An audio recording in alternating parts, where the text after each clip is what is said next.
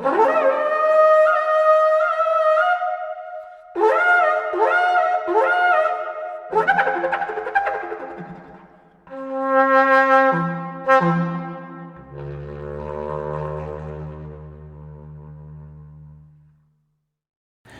there, welcome back to the channel if you're a returning viewer. If not, please like, share, subscribe, comment down below if you enjoy what you're about to watch.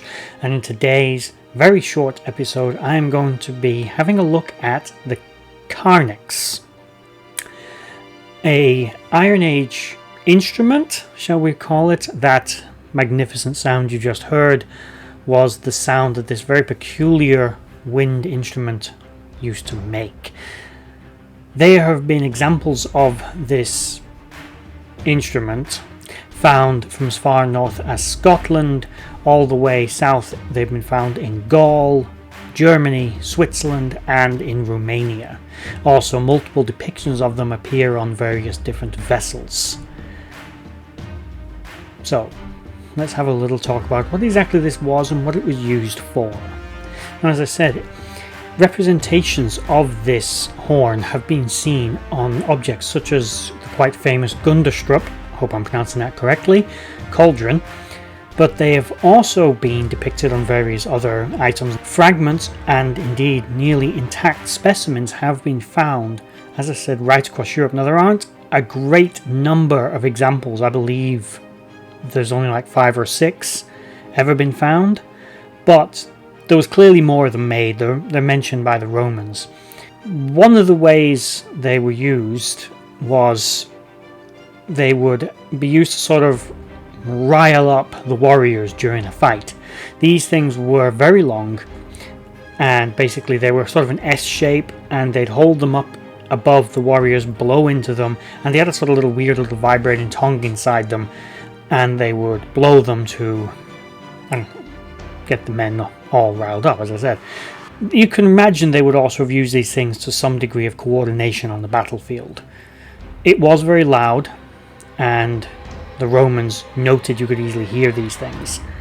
So you can imagine they had uses, but it would only be speculation on my part to say that they probably used them at least on some levels occasionally for some degree of coordination. A different blow of the horn, maybe blowing it twice, or a different note signified something different, maybe, or just simply charge.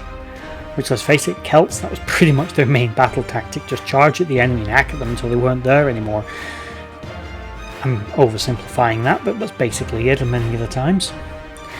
That's one of the ways this was used. They were also, and I dread to use this word because too many historians use it to dismiss things that they don't simply understand, but unfortunately in this case I'm going to use it for the same reason: ritual purposes.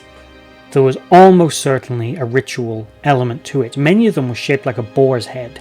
Boar's heads in particular were very common in Celtic iconography. You'd see them on helmets, on the pommels of swords, painted onto shields. They'd be painted onto houses. Warriors might paint them on their own body. It was a very common motif, and it's believed this was to invoke the spirit of the animal, or to say, maybe just to say to your enemy, I am as powerful as a wild boar. Something like that. Again, not sure, but that's probably what it was. Now, not all of them were shaped like this. Some of them, a more recent one discovered in France, was serpentine, so they do vary. And there's others that are more dragon-like in appearance, but basically they all are the same instrument with just different decoration. They're usually made of bronze, and in fact I think every one of them was made of bronze, I believe. Modern replicas you can buy on sites such as Etsy are made of steel and things like that, but they work basically the same, although they're a bit on the pricey side because I was considering buying one, and they're like £1,000, so not doing that anytime soon, as my girlfriend just told me. Damn Mrs. Nerd. Anyway, it's only a quick video. I'll probably reference these things in other videos from time to time, but basically they were sort of a Celtic war horn. They were used in battle and they were used for ritual and ceremonial purposes, but their exact use and how the Celts used them is beyond vague. The only references, of course, we have are from certain Roman writers and authors and observers who saw them, pretty much. And they seem to have been used from around 200 BC up to 200 AD, but we can assume they were used earlier, maybe even later. But it's an assumption. The physical evidence says in that 400-year window. So there we have it. The Carnyx. I think that's how it's pronounced. The word, by the way, is Gallic, specifically Gallic, Gaulish. Gaulish? Is it Gaulish they call it? Whatever it is, from France, and basically meant horn. And I'm not entirely sure if it's not a Latinization of the word rather than a pure Celtic word. I'm not too sure. Again, I've stated before, not a linguist, but that's what it's called anyway. Carnyx, Carnax, Carnyx. However you pronounce it. I think it's Carnyx. Getting off topic again, rambling. It brings this video to an end. If you made it all the way to the end of this video, thank you for watching. Please like, share, subscribe, comment down below, and bye bye.